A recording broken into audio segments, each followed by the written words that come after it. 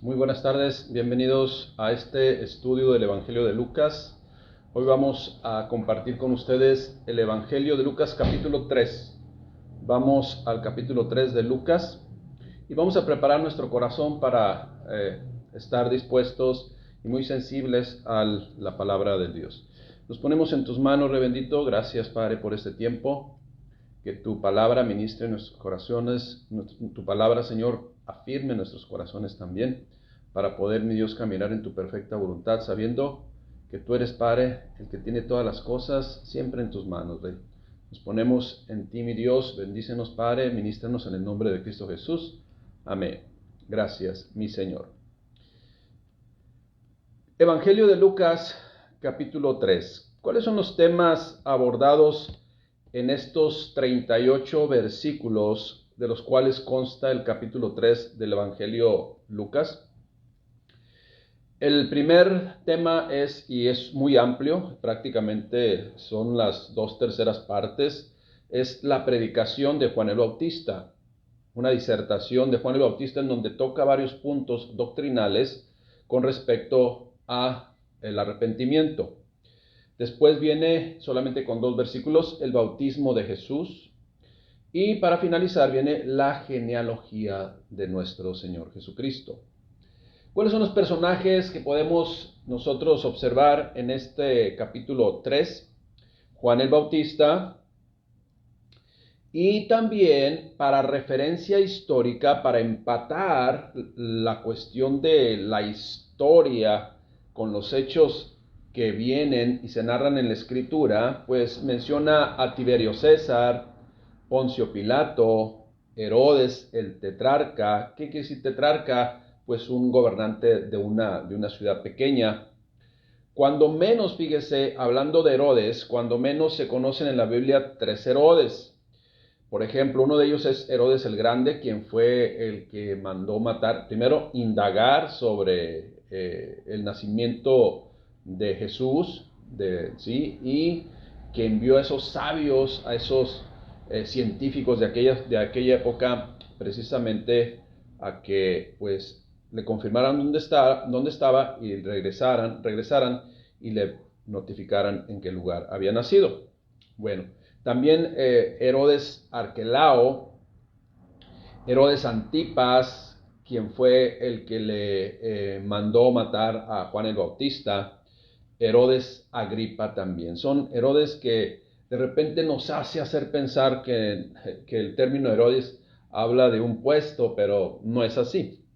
También menciona a Felipe, también menciona a Lisanías, tetrarcas, ¿sí?, de diferentes lugares, también alrededor de donde se narra la historia del capítulo 3. También menciona al sacerdote Anás y a Caifás, ¿sí? Y todo esto dice que sucede en el 15º año del imperio de Tiberio César, ¿sí?, de ese imperio romano que gobernaba Tiberio César. La Trinidad también se menciona como el Padre, el Hijo, el Espíritu Santo, y también pues es el listado de los miembros de la genealogía de Jesús. Como los primeros historiadores cristianos, Lucas consideró, y también predicadores cristianos, Lucas consideró que el verdadero comienzo fue la presentación de Juan el Bautista de Jesucristo. ¿Comienzo de qué? De una nueva etapa en la vida de este mundo, en el contexto, en todos los aspectos de este mundo. Y precisamente hace referencia a Juan el Bautista como aquel que anuncia a Jesucristo. El testimonio de Juan el Bautista sobre Jesús marcó el fin de la antigua era de la ley y la promesa, y se hace realidad el comienzo a una nueva era de cumplimiento. ¿Cuál es esa nueva era que inicia con nuestro Señor Jesucristo? Pues la etapa de la gracia. Por lo tanto, este importantísimo hecho es lo que cobra y coloca dentro del contexto de la historia mundial, pues este hecho importante para lo que es el mundo, en donde es partido en dos, el antes y después de Cristo. Tiberio, pues, fue emperador romano, Pilato era gobernador de Judea, Caifás y Anás, sacerdotes en ese mismo contexto histórico, ¿sí? En esa misma época. Y como le digo, ¿qué amarra, empata con la historia que usted quiere investigar de manera secular? Vamos a iniciar pues con los temas, los tres grandes temas que menciona el capítulo 3. Y vamos a comenzar primero con los versículos del 1 al 20, haciendo ciertas divisiones en párrafos para hacer comentarios acerca de esta predicación, de esta primera predicación de Juan el Bautista que impactó a muchos. Lucas 3.1 dice lo siguiente: en el año 15 del imperio de Tiberio César, siendo gobernador de Judea Poncio Pilato y Herodes, tetrarca de Galilea, y su hermano Felipe, tetrarca de Iturea, de la provincia de Traconite, y Lisanias, tetrarca de Abilinia, siendo sumos sacerdotes Anás y Caifás, vino palabra de Dios a Juan, hijo de Zacarías, en el desierto. Está hablando de Juan el Bautista. Y esta es, como le digo, una explicación desde el capítulo 3, versículo 1, de un contexto de lo que estaba aconteciendo para ubicar el momento histórico. Versículo 3. Y él fue por toda la región contigua al Jordán, predicando el bautismo del arrepentimiento para perdón de pecados. Versículo 4. Como está escrito en el libro de las palabras del profeta Isaías, que dice, eso lo vamos a encontrar, esta frase lo vamos a encontrar en su paralelo en Isaías 43. Voz del que clama en el desierto, preparad el camino del Señor, enderezad sus sendas, todo valle se rellenará y se bajará todo monte y collado. Los caminos torcidos serán enderezados y los caminos ásperos allanados. Y verá toda carne la salvación de Dios. ¿A quién se referiría precisamente que es la salvación de Dios? Pues a nuestro Señor Jesucristo. Vamos a ver, esta predicación del Juan el Bautista es prácticamente hecha en tres secciones. En la primera es del 7 al 9. Ahorita lo que leímos es la preparación, ¿no?, de lo que iba a dar, a predicar, a proclamar Juan el Bautista. Y en esa primera sección, que son del versículos del 7 al 9, que son los que vamos a leer enseguida, se advirtió al pueblo que no había valor en ser bautizado sin un verdadero propósito de dejar atrás el pecado. El arrepentimiento, pues, enfatiza, era necesario aún para los judíos. El hecho de que descendieran de Abraham no era una defensa ante el inminente juicio. Acuérdense que los judíos se jactaban que eran descendientes de Abraham, pero andaban haciendo obras que no correspondían a esa descendencia de Abraham, que es la descendencia, la promesa de Dios, ¿no? Entonces, fíjese bien cómo les dice. De repente se refiere a ellos, Juan el Bautista, como víboras, o sea, que eran malos y destructivos en su carácter. Fíjese bien, alguien podría escapar del juicio por el simple hecho de ser pues sumergidos en el agua sin arrepentimiento. Absolutamente no. Y precisamente eso es lo primero que confronta Juan el Bautista a aquellos que les dice de repente en otra parte de la escritura, en un versículo paralelo o un pasaje paralelo, ¿quién les enseñó a huir de la ira venidera? Hagan pues frutos dignos de arrepentimiento. Entonces, termina diciendo la frase, bueno, en estos versículos que vamos a leer de 7 a 9, menciona el hacha ya está levantada, pero también se nota o se esboza una oportunidad de arrepentirse antes de que fuera demasiado tarde. Leamos eso como lo menciona la Escritura, versículo 7 del capítulo 3. Y decía a las multitudes que salían para ser bautizadas por él, por Juan el Bautista: oh generación de víboras, ¿quién les enseñó a huir de la ira venidera? Hagan pues frutos dignos de arrepentimiento y no comiencen a decir dentro de ustedes mismos: tenemos a Abraham por padre, porque os digo que Dios puede levantar hijos de Abraham aún de estas piedras. Y ya también el hacha está puesta a la raíz de los árboles. Por tanto, todo árbol que no da buen fruto se corta y se echa al fuego. Era necesario verdaderamente un arrepentimiento y una reconsideración de los caminos. Y Juan el Bautista lo confrontó.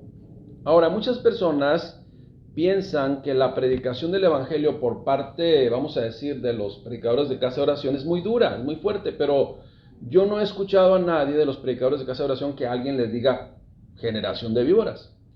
Lo que sí, cuando una persona se siente ofendida cuando se predica la realidad de la palabra de Dios, lo único que yo le podría decir, lea la palabra de Dios, por favor, lea, escudriñe la palabra de Dios y sea percibido de cuál es el tono de repente en el cual el profeta, el sacerdote, el juez y el mismo Señor Jesucristo pues desea percibir para dejar o para que se abandone el pecado.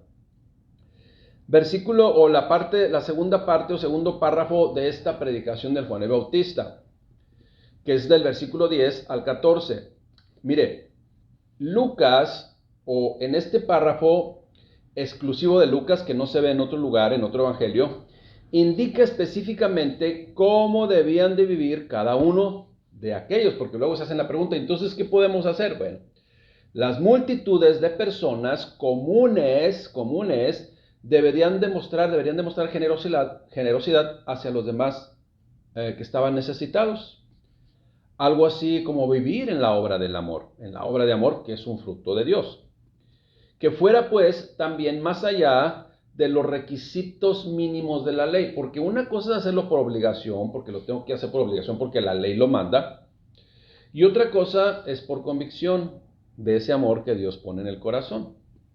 También toca el tema, de los publicanos y los soldados, aquellos que vigilaban supuestamente el orden del país.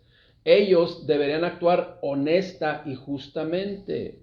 Eso es lo que le está diciendo. De repente, cuando dice hagan frutos dignos de arrepentimiento, las personas dicen, ¿cómo debemos de vivir? Bueno, a cada uno de los sectores de la población les da una recomendación de parte de Dios de cómo se debe de vivir. Vamos a leerlo directamente en la Escritura, versículo 10.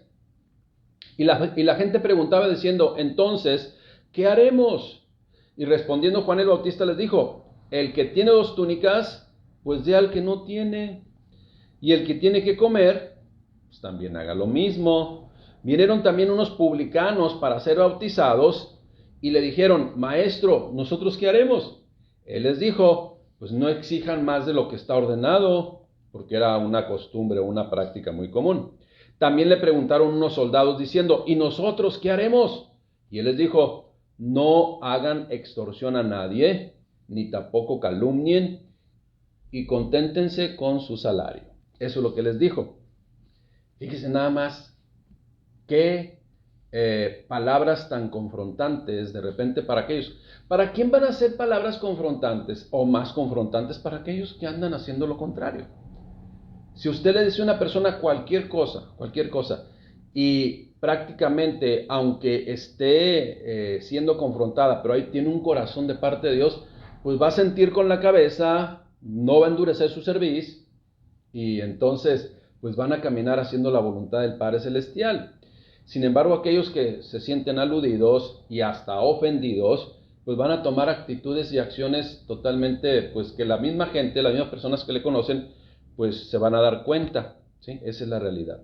Qué tristeza nos da que en lugar que la palabra de Dios nos haga recapacitar, endurezca más el corazón y tomemos acciones precisamente de endurecimiento, en donde dice, endurecen la cerviz, esto es, levantan la cabeza y hasta retan, ¿no? Y luego se van de la congregación.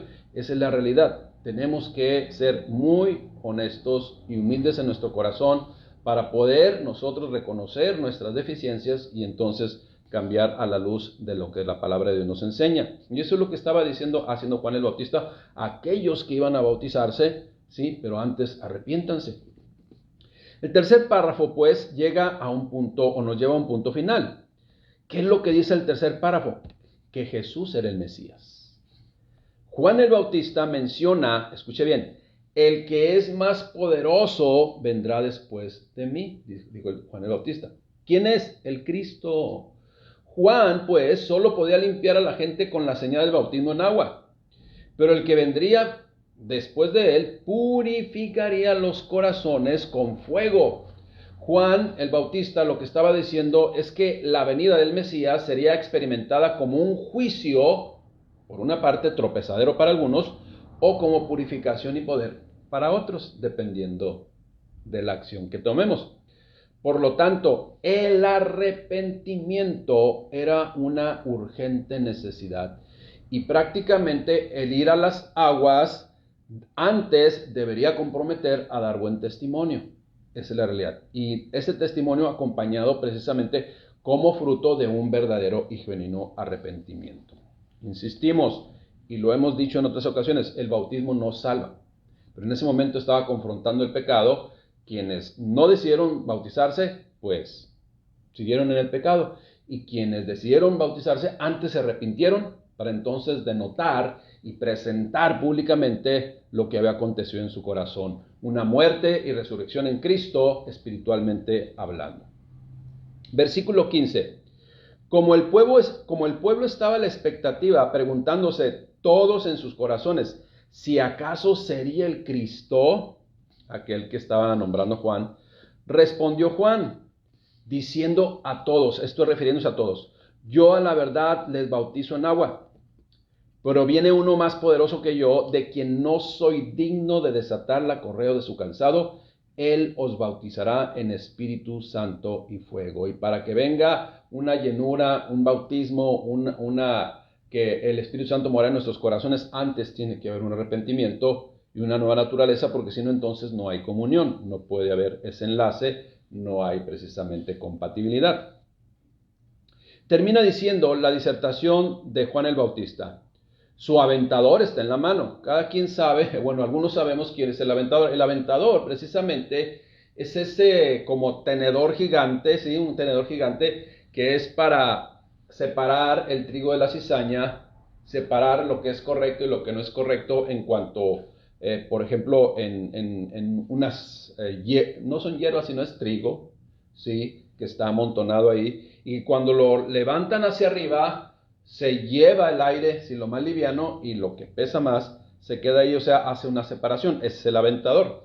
El aventador está en su mano y limpiará su era, y recogerá el trigo en su granero y quemará la paja en fuego que nunca se apagará. Esa es la palabra que quería decir, la paja, ¿sí? Con estas y otras muchas exhortaciones anunciaba las buenas nuevas al pueblo. Entonces Herodes, el tetrarca, siendo reprendido por Juan, ¿cuál Herodes? Aquí, el Herodes Antipas. Siendo reprendido por Juan a causa de Herodías, mujer de Felipe su hermano, y de todas las maldades que Herodes había hecho, sobre todas ellas añadió además esta. Por haber sido confrontado por Juan el Bautista, simple y sencillamente decidió, con su poder, totalmente abusando de su poder, encerrar a Juan en la cárcel. El Herodes, pues, mencionado aquí es Antipas, Herodes Antipas, quien primero encarceló y luego mandó matar a Juan el Bautista por causa de la hija de Herodías, según esto llamada Salomé. La causa, ¿cuál fue la causa por la que Herodes Antipas, no sé si dije otro Herodes, pero Antipas, sí, fue precisamente que fue confrontado? Fue señalado por Juan el Bautista de su pecado. ¿Qué fue lo que hizo? Mire, se divorció tanto él de su esposa, Herodías de su esposo, y se casaron. Por cierto, era la esposa de su hermano. Ahora, pero lo hicieron con toda la intención, o sea, ya desde antes planearon dejar a sus respectivos esposos para casarse. Y eso es lo que nuestro Señor Juan el Bautista pues confrontó a Herodes Antipas.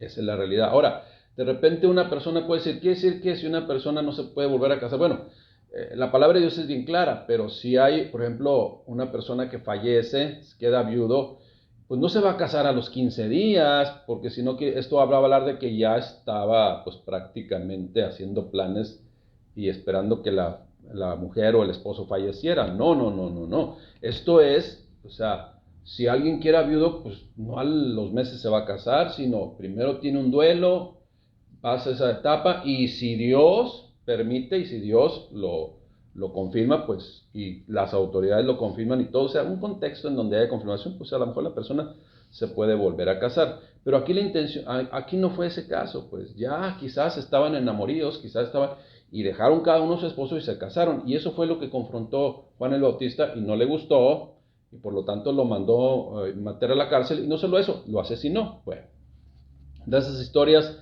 de ese tipo de maldad Dios cuenta en la palabra porque así es el corazón del ser humano. No es que sea una historia cruda y violenta, ¿sí? Y clasificación solamente para adultos, sino porque esa es la violencia en el corazón del ser humano. De hecho, este mundo en el que vivimos, de acuerdo a las películas, es clasificación C, para adultos, la verdad. Este mundo en el cual vivimos, por toda la violencia que hay. Bueno, el punto número 2 que se maneja aquí es el bautismo de Jesús. El bautismo de Jesús. Esos son los versículos 21 y 22. Y simple y sencillamente menciona lo siguiente, muy práctico, muy conciso, pero de gran impacto para la vida de muchos.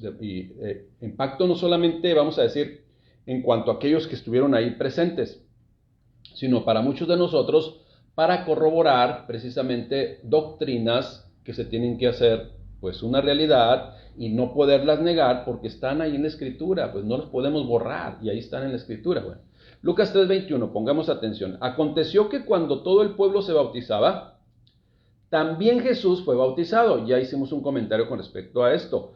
Nuestro Señor Jesucristo no requería ser bautizado. Él no tuvo que arrepentirse de nada. Pero acuérdense que es nuestro ejemplo a seguir. Y el maestro pone el ejemplo. Y él lo hizo precisamente para manifestar cosas como lo vamos a ver ahorita a continuación. Y orando, pues cuando ya fue bautizado, subió del agua y orando, el cielo se abrió y descendió el Espíritu Santo sobre él en forma corporal como paloma, así parecía. Y vino una voz del cielo que decía, y esto lo escucharon toda la multitud que estaba ahí alrededor. Y estaban fariseos, herodianos, sacerdotes, gente común y corriente. Toda la multitud que estaba ahí escuchó esta voz que dijo, tú eres mi hijo amado, en ti tengo complacencia. O sea que muchos testificaron que él era el Cristo.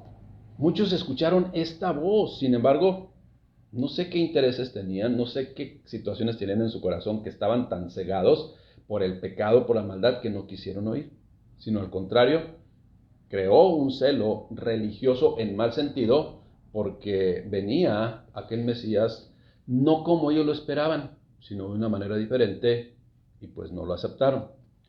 Ahora, déjeme le comento lo siguiente.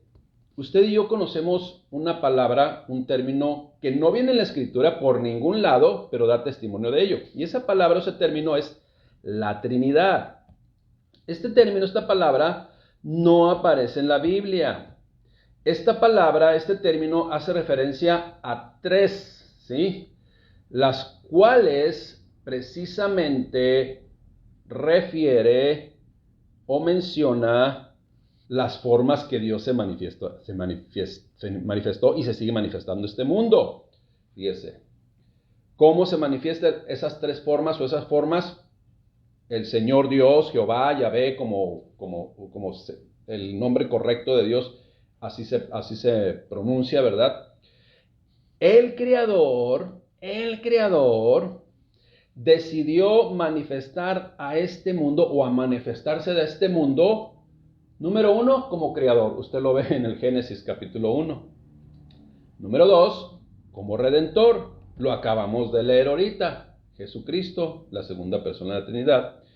Y el que se manifestó en el día de Pentecostés, en el libro de los Hechos, desde el primer capítulo. Entonces, es el ungidor, la presencia de Dios en el ser humano. Y este pasaje bíblico que acabamos de leer, aunque muchos no lo quieren aceptar, ¿qué es Trinidad? Tres partes. Mire, usted y yo somos tres partes también. Somos espíritu, alma y cuerpo y somos uno solo. ¿Sí? Somos uno solo, no somos tres, no estamos, ¿sí? Pero solamente, mire, el espíritu tiene comunión con Dios, nuestro físico tiene comunión con el ambiente natural y nuestro alma tiene pues somos el yo, ese que hace conciencia de usted y yo, nuestro pensamiento, pues. Entonces somos tripartitas también nosotros. Y Dios se quiso manifestar así, como Padre, como Hijo y como Espíritu Santo. Eso no podemos negar la Trinidad. Dios es el triuno, ¿sí? Así como nosotros somos uno, pero ese es el ejemplo, cosas que usó Dios y que estableció Dios para que podamos comprender sus verdades y sus doctrinas elementales. Por ejemplo, ¿dónde vemos en la Trinidad? Bueno, fíjese, escuche bien. Y orando al cielo, y orando, ¿quién estaba orando ahí? Jesucristo. Descendió el Espíritu Santo, la tercera persona de la Trinidad, y se oyó una voz del cielo que decía: tú eres mi Hijo amado, en ti tengo complacencia. La voz del Padre. La voz del Padre refiriéndose al Hijo e invistiéndole o vistiéndole con el Espíritu Santo. Ahí están las tres personas de la Trinidad.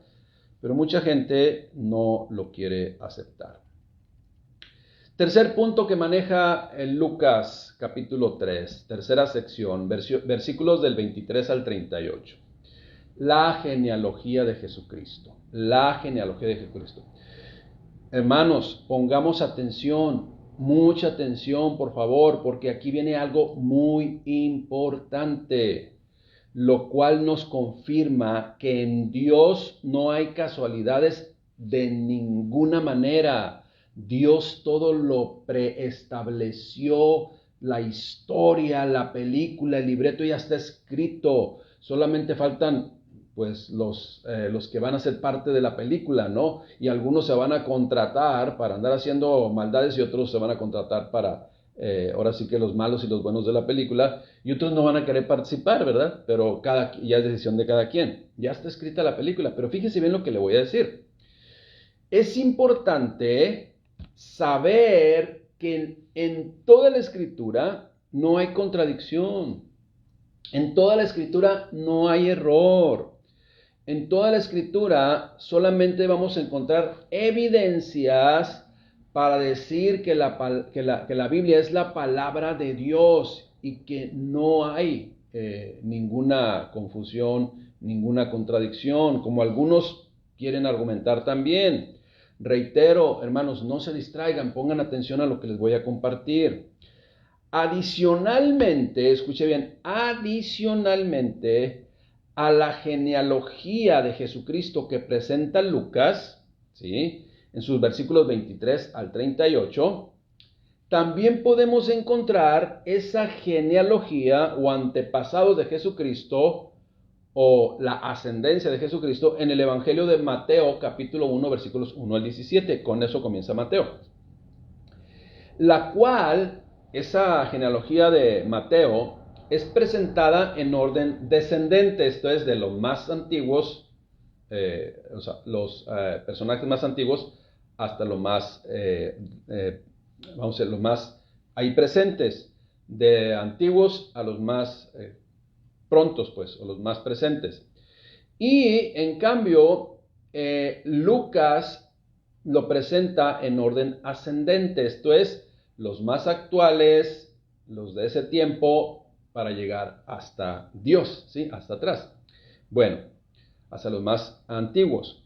Hijo de Dios, termina diciendo, mire, Lucas 3:23. Voy a empezar a leerlo, pero después pues no lo voy a leer así totalmente, porque son muchos nombres, pero fíjese bien cómo lo voy a hacer. Lucas 3:23. Jesús mismo comenzó su ministerio, Jesús mismo al comenzar su ministerio era como de 30 años. Y lo dice, hijo, frase clave, hijo según se creía de José. Pero usted y yo sabemos que físicamente no tenía el ADN de José. Hijo según se creía de José. Y luego dice, José pues era hijo de Elí. Y luego hijo de Matat, hijo de Leví, hijo de Melqui, hijo de Jana, hijo de José. Y luego viene con esa misma frase, luego viene Matatías, Amós, Nahum, Esli, Nagal, otro Matatías, ¿sí? Matatías. Semeí, José, Judá, no el de la tribu de Judá, es otro, sí, hay nombres, así como en su genealogía para atrás va a encontrar muchos nombres también repetidos, es lo común. Judá, Joana, Reza, Zorobabel, Salatiel, Neri, Melki, Adi, Cosam, Elmodam, Josué, otro Josué, Eliezer, Jorim, Matat, Leví, no Mateo, Leví, Simeón, otro Judá, ¿sí? José, Jonán, Eliakim, Melea, Mainán, Matatá, Natán, David. Y sigue otra lista, sigue con la lista, hasta llegar, ¿sí? Sigue siendo David, Obed, Boz, Salmón, Nazón, Aminadab, Aram, Esrom, Fares, Judá, Jacob, Isaac, Abraham, y hasta llegar hasta hijo de Dios, que decía Adán, hijo de Dios. Okay. Pero hay algo interesante aquí, hermanos. Escuche bien lo que le voy a decir para que no se pierda y tenga verdaderamente la correcta doctrina acerca de lo que presenta Lucas, la genealogía de Jesús. En Mateo, usted va a encontrar otros nombres. Y usted entonces va a decir, caray, entonces, ¿qué pasa? Se contradice. Escuche bien lo que le voy a decir. Lucas presenta la genealogía desde el hijo de David, que es Natán, hasta Jesús. ¿Sí? Hasta Jesús. Es la genealogía de María. Eso son lo que los comentaristas estudiosos es lo que investigaron, indagaron, y es lo que aplica pues aquí. Yo no soy historiador, pero lo consulto y veo el trabajo que han hecho otros. Entonces aquí vemos la genealogía de María. En Mateo vemos la genealogía de José, en donde menciona el versículo 16 del primer capítulo, dice Mateo 1:16, y Jacob engendró a José, marido de María, de la cual nació Jesús llamado el Cristo. ¿Okay? Y Jacob engendró a José, marido de María, que José no fue el padre biológico de Jesús, de la cual nació Jesús llamado el Cristo. Y aquí menciona, fíjese bien, según se creía Jesús, hijo de José, hijo de Elí. Ahora bien, en aquellos tiempos no existía la palabra yerno, ¿ok? Yerno. Elí fue realmente el padre de María. Y por costumbre a José se le llamaba también hijo, porque ya eran una sola carne, ¿sí? Entonces, José, más bien el término original es yerno de Elí, pero no existía, yerno de Elí, y luego hijo de Matat, Leví, Melqui, ¿ok? Entonces, algo bien interesante, escuche bien lo que le voy a decir. En David, si nosotros vamos hacia arriba, mire, está María, ¿sí? Está María, está José. El papá de José fue Jacob, pero no el Jacob de las 12 tribus, otro Jacob, ¿sí? Y el suegro de José es conocido con el nombre de Elí, ¿ok? Elí, Jacob, hacia arriba, ¿y sabe dónde se unen? En David. Esto es, David tuvo más hijos, pero dentro de la genealogía directa para María fue Natán, y para José fue precisamente Salomón. En David, pues, iglesia, hermanos, se separa la genealogía. David con Salomón hacia José, y David con Natán, después de varias generaciones, ¿sí? Llegan a María. Y se vuelve a unir todas esas generaciones en una sola familia. La familia de Cristo, en donde se creía que José era su papá Y María fue ese vaso que Dios escogió para traer al Salvador a este mundo. Y no nos queda, iglesia, más que hacer un selah, un silencio y meditar que todas las cosas que Dios dispuso son grandiosas, maravillosas, en un plan perfecto y que nada es coincidencia. Termino con esto, hermanos. Los hechos de todos los acontecimientos narrados por Lucas, por voluntad de Dios, obviamente, se pueden comprobar con la historia, Y hay un método científico que no es el de hacer prueba y observación y análisis y luego experimentos, no.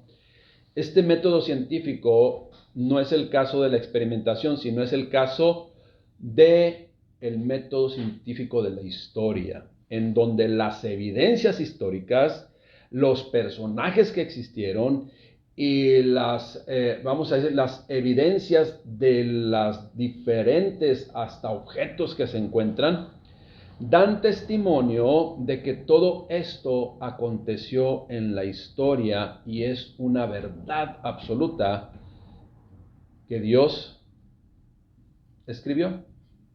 Sin embargo, iglesia, lo más importante y trascendental son los hechos espirituales, que nos deben de dejar asombrados en todo lo que Dios nos enseña, nos muestra y nos revela a través de toda su palabra. Que Dios les bendiga.